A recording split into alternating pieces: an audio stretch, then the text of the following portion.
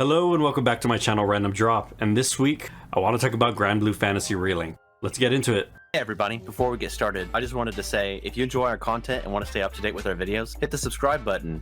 It really helps the channel. Thanks. So, on to the video. So a little bit about Granblue Fantasy. It is a gacha game series in the East, mainly in Japan, that was quite popular. The reason I personally heard about it was because there were some people from the Final Fantasy series working on it. A notorious like Nobuo Uematsu, the musician, and one of the artists from the Final Fantasy series. If you've seen any of the 2D art for this game, or the games in general, they're incredibly beautiful games, and the art style really sells it. So the gacha did really well out there, but it never really came to the West. And for me personally, I got into the series with the fighting game, Granblue Fantasy Versus. So I had a blast with the original Versus game, and then sadly the netcode wasn't very good, and a lot of people fell off on it. Eventually, Versus Rising came out a few months ago. The netcode was incredible, the systems they've put in place, everything, the new characters. The game is spectacular. Granblue Fantasy Versus is probably going to be one of the hypest things in EVO alongside Street Fighter 6. But that's a side note. That's how I got into the series,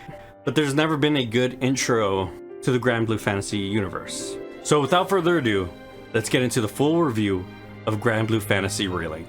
So I'm going to break this review into 3 parts. First is going to be my review of the main campaign and my experience with it. Then I'm going to get into the gameplay loop, or the gameplay in general. That is, hey, what are you doing in this game, you know, day in and day out. Then get into the multiplayer portion of the game and what I think of it in general. So first I want to get into the main campaign and my experience with it. One thing I want to make very clear with this review, and if you're on the edge of purchasing this game, it is not a traditional JRPG. This is not going to be a lengthy adventure where you're meeting a whole cast and crew and getting to know them and traveling to your objectives to defeat whatever evil in the world, right? This campaign is paced like a traditional Western campaign, like Destiny, right? Or like maybe like a Diablo campaign, right? Where you're going to act in a linear fashion with incredibly deep JRPG systems. So do note that hey, if you're getting into this game, you're getting into this game because of the combat and the systems and the character building, because that is 90% of the game. This campaign will only last you 10 hours. And I had fun with the campaign in general, not that to say it was bad in any way, but it is a small portion of this package. So buyer beware, this is not a Tales-sized JRPG. It's stuck in this weird place because I don't want to call it a JRPG or a RPG. But man, if you look at those numbers and systems, this is an RPG-ass RPG, right? So keep that in mind, right? It is very much not a narrative RPG, but a combat-focused RPG a la Diablo. Hell, throw Monster Hunter in there, throw Destiny in there, right?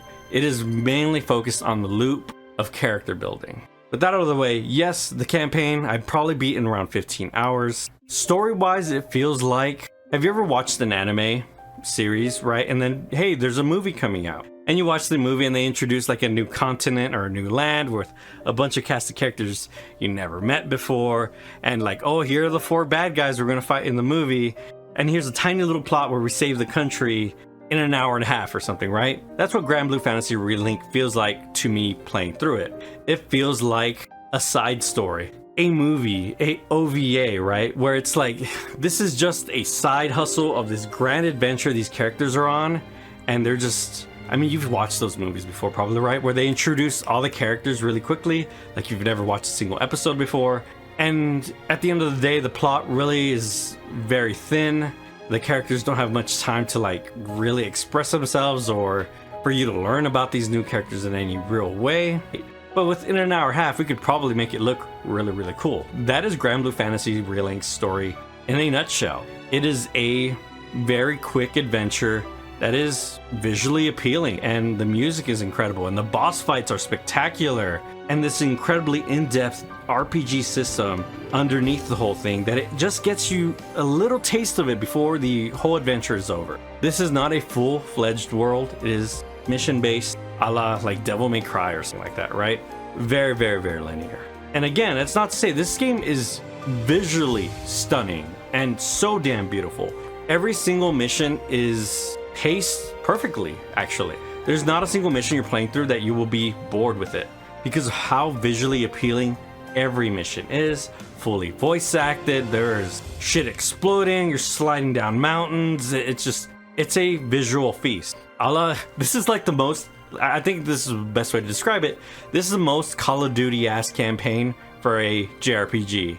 It is what people feared Final Fantasy 16 was going to be.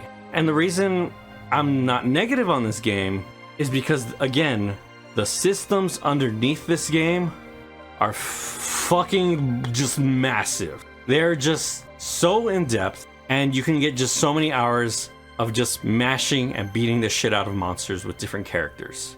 That's why at the end of the day, this campaign feels like a tutorial to the actual whole game, which is mission-based, very similarly paced like a Monster Hunter game in terms of progression. And the good thing about this game is that it's just not you, right? It's not like you're just this one character playing through this campaign. There are 16 characters you can choose from, all with their different abilities and skills, and you have a party to manage and kit out and put equipment on. Again, the campaign is only 10 or so hours, so you're only doing so much. At the end of the day, the main campaign didn't dissatisfy me in any way. Like, I was visually impressed the whole time. I did watch the anime years ago for season 1 and season 2. The anime basically lets you meet all the characters, then they go off on their adventure to defeat the Empire. But the anime never finishes that arc, right? But it's a good intro to like meeting these characters and who they are. If you did want to get more into the Granblue world, and there's a lot of text in the game to support the world in general. Lyria, one of the main characters in the game, keeps a logbook with just text on text on text on text of every little thing in the game. There are portions during dialogue where you can hit square and it'll pull up a glossary of like what this thing is in case you're interested. But it's information overload. It is too much. They're cramming a whole game inside of another game and try to get you caught up very, very, very quickly. But if you did want that information, all that information is there, and it's going to be a lot of reading. But it's nice that they took the time to even do that, because they didn't really need to. And with the actual characters, cast and crew, usually in an RPG, right, you would hang out with each character and they would have their own side quest and arc. Those are relegated to these like visual novel episodes that as you level up, you unlock more of them. And it tells like, hey, this is how we met the character, and this is what this character did during our escapades in this adventure, right? So it's like a little short story for every single character in your crew, right? So I've seen Siegfrieds, I've seen fairies. It shows me how they met those characters and what those characters were doing during the events of Relink, right? Because they're there with the crew, but they're not part of the main crew, right? So they don't have a ton of dialogue unless you actually have them selected as the main player character. But yes, the visual novel portion is how you're going to get the vast majority of the story for any character you're like somewhat interested in. But now let's get into what you're actually doing in this game, right? Again, it is a mission structured game a la Monster Hunter and however many other kinds of the games those are. Hey, you walk up to a desk, there's a quest, you post it, you choose to group up or not and go do it, right? And sometimes it's going to be a big boss, or sometimes you're like fighting waves of monsters. And depending on which type of mission you do, you get different type of resources so that you can upgrade your RPG system of upgrading your weapon or upgrading your characters or upgrading your skill trees. It is very much one of those games, and that is the game. And I believe as of this recording, there are 17 characters you can play through. Each character are incredibly unique in terms of gameplay and spells. They have different weapons they can purchase and builds you can do and talent trees, right? They go on and on and on. Like, maxing out one character, making that perfect character, can take dozens and dozens of hours. This game, if the combat grabs you and the progression grabs you, you're gonna have a lot to do here. There's just so damn much. Even looking at one of the skill trees is so damn daunting, and looking at all the sigils you can put on everyone and all that, and like what kind of builds you think you can make, can be a little bit overwhelming actually. And it can be visually overwhelming as well, because there's just explosions and attacks and AoE markers just popping off every second in some of these boss fights. Me, as a Final Fantasy 14 player, it doesn't bother me much, and I'm able to parse that information very easily for some reason. My brain has just been trained that way. I'm barely looking at my character, I'm mostly looking at the ground and doing my rotation right here, right? And that's kind of how I play the game. I do wish that maybe there was an option to reduce the spell effects of your party members or something, just for a little bit more clarity for those people who want it, or maybe turn off other people's numbers and stuff like that, right? A little bit more customization with the UI, because If you just look at the screen, it's just a splattering of shit happening once people are attacking one monster. I played as Jita for half of the campaign. Eventually, I started playing Siegfried, who is a two-handed sword wielder. His main gimmick is that if you time his button presses, he does even more damage and a different combo. And eventually you get enough talent points to spec into whenever you do a full chain combo of perfect timings, it gives you a finisher that does incredibly high damage. It is some of the most fun I had pulling that shit off during fights, watching that motherfucker leap in the air and just slam the boss and crit him for like 60,000. So goddamn fun. I love playing Siegfried so much. And as I was playing him, I started to figure out my build of what I wanted to go for. I was going for massive damage, massive stagger, and reducing my health to increase my damage even more in my crit. I am playing him like guts. I am a berserker. My plan is to not get hit, but fuck him up when I hit him. That's how I've been building the character. And every time that blue bar shows up, I fill it in like 3 hits and stagger the boss. It's so much goddamn fun. And yeah, Siegfried is my main at this time. I do want to try out other characters, but I'm currently focusing on getting him up all the way so I could see most of the content. As I said, the game can be visually overwhelming, but I do like the things that the game learned from games like Final Fantasy XIV and Lost Ark, right? Where AoE markers are supposed to be visually clear. It is clear where the damage starts and ends whenever an explosion's about to, or something is about to run across the room and cleave everyone. It is very clear and you can precisely move your character and do this dance. It's not like this confusing shit where like, hey, and I think I was playing another game the other day where, oh hey, this place is gonna explode, and I walked out of the marker, it still fucking hits me because it's where the explosion lands, but it doesn't show where the radius of the explosion is. And there is no problem like that in this game. Every single hitbox is goddamn near perfect, and every single area effect marker is spectacular. At points in the game, you're gonna be moving your character at pinpoint precision and just like standing in these little gaps, or do your best at just dodging through it, right? Because you are able to invuln dodge through everything in the game as long as you're able to time it correctly. And with the help of the clear hitboxes and clear markers, it makes these boss fights incredibly satisfying to do over and over again, and to progress through the mission system to see more different ones and different variations and master your character and just get into that combat, man, because it goes in deep and it's really, really, really fun. You are able to do everything single player, where, hey, it's you and 3 NPCs that you are gearing out, basically, right?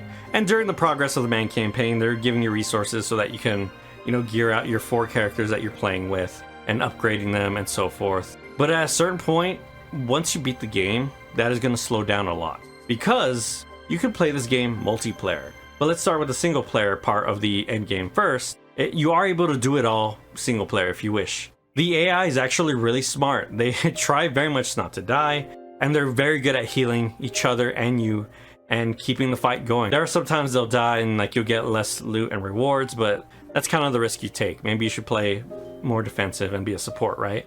But in general, it doesn't feel like you're carrying 3 NPCs. They all seem very capable so long as you're correctly gearing them out and putting correct sigils and making builds, right? So I'm playing Siegfried, who's the berserker who's gonna knock down and do crazy ass damage. And then I have Jita, who is more of support. She has a big heal and a big buff and will generally keep the party alive and do damage herself.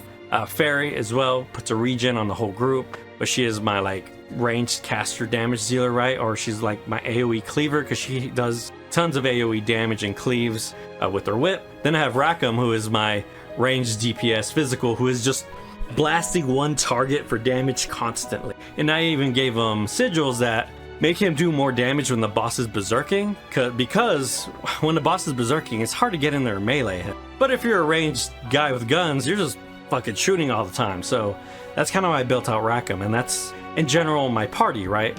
And I've had fun progressing through the mission structure with them, but there's one problem, is that you are probably gonna have to grind a lot more, because instead of gearing out 1 character, you have to gear out 4. And if you're doing this in multiplayer and just doing mission by mission, you just have to focus on your 1 guy, because you don't have to worry about the 3 other people in your team. They got it, right? They're gearing themselves out. But in single player, you have to make sure you're good and your 3 other motherfuckers are good. And And if you don't gear them out correctly, they'll be dying constantly and not doing enough damage. It's a really good feeling to watch your party and your characters take 8 minutes to do a boss fight, and then you're progressing and come back to do the fight again and kill that bitch in 2. It's such an incredible feeling, and it's part of the allure of the game is mastering the game and just number go up, make my damage super big, and it's been a great time. But as I mentioned, there is multiplayer. You don't have to do this alone, and I honestly suggest hopefully getting 3 friends and doing this together. Sadly, the matchmaking isn't super great. It's not like Monster Hunter where you can post a quest or hit a SOS flare, then there's a random queue for people to join in. It is much harder to find people for missions. I think not because of the amount of people, I think it's just how their queue system works. It's where like it's only going to look for other people who are looking for the same mission while you're looking for it, or maybe match you to a bunch of people who are quick queuing. If I want to do a specific mission, it's kind of hard to do with people. Quick play works fine. You hit quick play and you'll probably find a mission, but I imagine most people are still at the beginning of the game, so they haven't like beaten it and gotten level 90 or some shit. So there's way less people for me to queue with, obviously, because the game is new. But yeah, I just wish there was a lobby system to where I could like sit in the lobby and be like, see like, oh, this guy posted this quest for this. Yeah, I'll go help him. Or let me just randomly queue a quest and do that, right? Or if I could pick like, hey, queue me up for any hard mode quest. Because lots of times I kept on getting easy. And maybe I could just queue up for hards or very hards and just wait in the queue, and then, oh, it finally found me a party, right? I'm willing to wait in queue, but I don't want to have to constantly hit the button again and be like, retry. At a certain point, I'll just be like, fuck it, I'm just gonna go in with my party. And one thing to do note, currently there is no crossplay, so it's only PS4 and PS5 playing together, and the PC version is gonna be in its own ecosystem. Hopefully that is fixed, or they add crossplay at some point, because once the player base starts dwindling, then it's gonna be harder to find people, right? It's not like Monster Hunter where this game is like so goddamn popular that like you could still find games to this day for Monster Hunter World. Unless this game blows up, I feel like it'll eventually die off. Thankfully, again, you do have the option to go through with NPCs, but you do lose out a lot if you're not playing with people. Of course, people are much better than computers, or can be at least. But also the way you're able to synergize with buffs and debuffs and using your supers with people is a lot better than NPCs, because they just kind of use it when you use it, or use a buff or debuff kind of at random. For example, Fairy can like slow a boss anytime she wants on cooldown, and she kind of just uses it at the worst fucking time when like no one has their cooldowns up or damage up or anything like that. So I imagine when the game gets harder and harder, and you're really going to want to focus on that and try to get S ranks and triple S ranks, you're probably going to want to do it with people. And also, Side Games has announced that there are future content updates for this game, so if you are going to get this game and you are interested in it, you do know that they are going to add more value to it for free, from my understanding. I believe maybe they might sell characters, but there are updates coming. It is not a live service game. I don't think they're going to treat it like seasons and keep adding. I imagine they're going to move on to their next project at some point, but they are going to support it a little bit afterwards for a bit. I imagine they're going to test the waters and see how people like the game overall. So for my final thoughts, I think this game is a good package overall for $60. You will get your money's worth just playing the game, but it is a action game, progression game, RPG game first, and not this massive immersive story. It is just not one of those games at the moment. At some point during development, you can clearly tell that a decision had to be made, and they cut down the game and focused on the mission structure and the combat to be able to put out a good package, right? And it's a good, very good package. It's beautiful and stunning and plays incredibly well, but I think a lot of people were wanting something different from Granblue Fantasy. I think this is a good game if you're a current Granblue Fantasy fan, but it's not something that's going to bring you in unless you're really into big numbers and excellent combat. If you are, come jump on in. You're going to have a great time. But if you're looking for another Tales-like game or Final Fantasy type game, another entry into these Eastern RPG series, this is not it yet, sadly. Because I really wanted to experience what the gacha players experience, but in a 3D format over here in the West. And maybe that's the plan in the future. Now that this game is out and they have a blueprint, Side Games can focus on retelling the Empire arc from the original game and releasing it on consoles. That is my hope, at least. Because currently Relink is not a good way to get into the series at all. It is very much made for the fans at this point, and a side story. It's so impossible to get attached to any single character in this game if you're coming to it for the first time. through this lens. And like I said, as someone who's only played the fighting games and watched a bit of the anime, I had a really good time, and I want to play more of it, man. I want to fuck shit up with Siegfried even more, and that's all I'm thinking about right now. But there's that little sad part of me that's like, man, I really wanted to meet Lyria for the first time again. I really wanted to meet Raka. I really want to meet the crazy lady who's in love with Catalina for the first time, and so forth. But sadly, again, this is not that game. But we are left with some of the best combat in a action RPG probably ever made, and the systems and the depth they go to probably ever made. So I'm gonna have fun with this game, have a blast it out, do some missions, kill some monsters. But I am here, hopefully, waiting for the true Granblue Fantasy RPG. I'll see you next time. Peace.